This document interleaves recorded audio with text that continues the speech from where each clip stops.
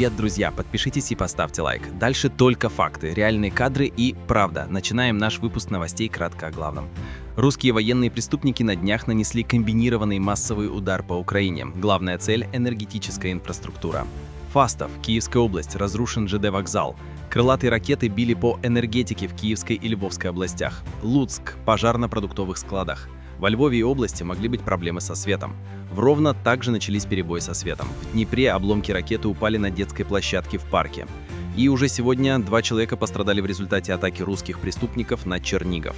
Настоящий кошмар в Сумской области. Шахед влетел прямо в многоэтажку. В результате российского удара по многоквартирному дому в Ахтырке ранены 7 человек. После атаки России на Днепропетровскую область погиб мужчина и ранены дети. Более 7 жителей Запорожья пострадали в результате преступного удара россиян.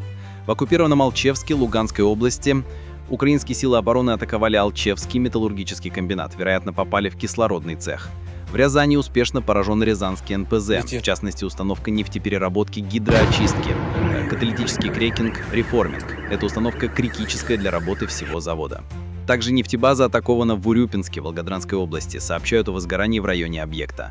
Нефтебаза Росрезерва повреждена в результате взрыва в Квире. Повреждены 2 топливных резервуара.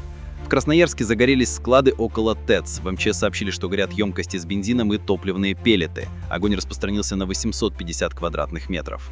В Волгограде был атакован Волгоградский тракторный завод. Есть попадания. И к международным новостям. В Лондон прилетели европейские лидеры. Стармер очень тепло встретил Мерца, Макрона и Зеленского. Вместе они обсудят ситуацию в Украине и ход переговоров при посредничестве США.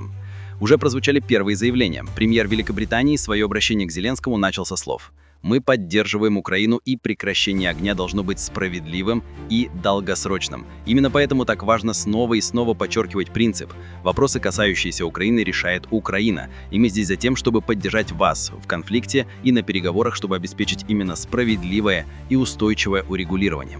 Мерц и Макрон уехали с Даунинг-стрит, где встречались со Стармером и Зеленским. Все они отказались отвечать на вопросы журналистов.